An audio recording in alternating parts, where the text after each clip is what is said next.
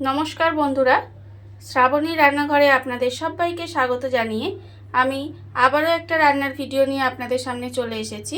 আজকের আমি আপনাদের পমফ্রেট মাছ দিয়ে একটা অসাধারণ রেসিপি বানিয়ে দেখাবো। আশা করি আপনাদের ভালো লাগবে।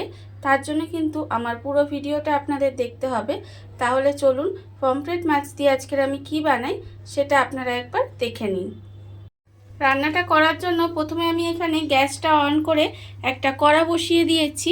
এইবার আমি কড়ার মধ্যে দিয়ে দেব সর্ষের তেল। এখানে আমি রান্নাটা সর্ষের তেলেই করব, সেই জন্য আমি এখানে প্রায় 5 চামচের মতো সর্ষের তেল দিয়ে দিলাম।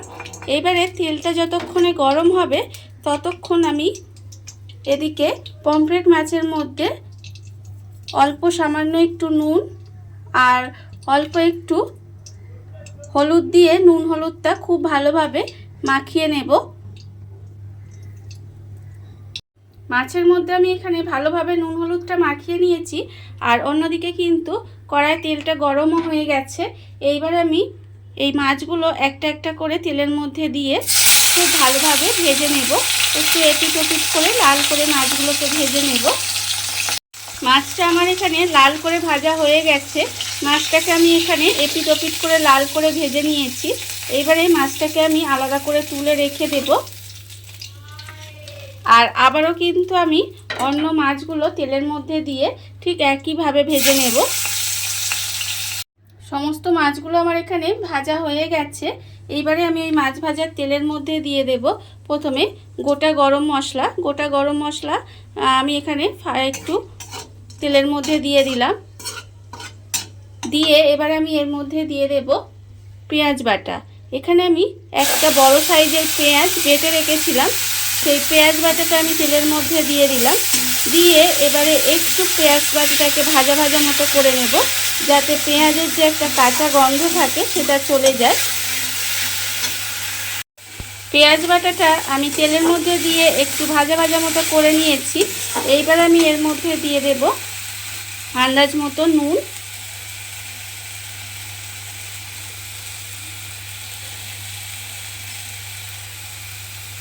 আর আমি এর মধ্যে দিয়ে দেব হাফ চামচ হলুদের গুঁড়ো, হাফ চামচ লঙ্কার গুঁড়ো আর হাফ চামচ চিনি।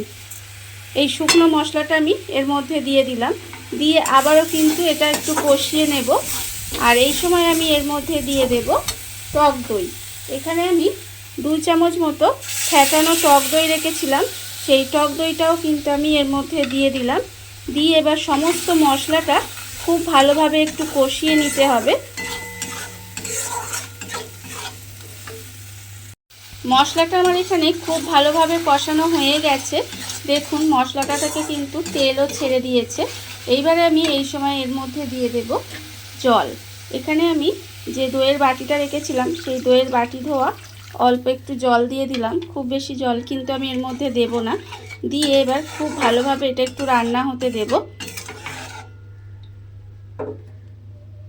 গ্রেভিটা আমার এখানে খুব ভালোভাবে ফুটে গেছে। এইবার আমি এর মধ্যে দিয়ে দেব যে মাছগুলো আমি এখানে লাল করে ভেজে রেখেছিলাম, সেই মাছগুলো আমি এর মধ্যে দিয়ে দিলাম। দিয়ে এবার মাছগুলোকে একটু উল্টে পাল্টে দেব। উল্টে পাল্টে একটু এইভাবে রান্না করে নেব। মাছটা দিয়ে আমি 5 মিনিট মতো এইভাবে একটু রান্না হতে দিয়েছি। দেখুন রান্নাটা কিন্তু আমার প্রায় হয়েই এসেছে। এইবার আমি এর মধ্যে দিয়ে দেব 2টো চেরা কাঁচা লঙ্কা চেরাটা দিয়ে আমি আবারও একটু নেড়ে চেড়ে দেব।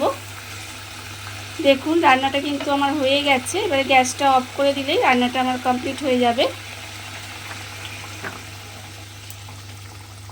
দেখুন বন্ধুরা, বাড়িতে থাকা কত অল্প উপকরণ দিয়ে কত অল্প সময় কত সুন্দর একটা পমফ্রেট মাছের রেসিপি তৈরি হয়ে গেছে।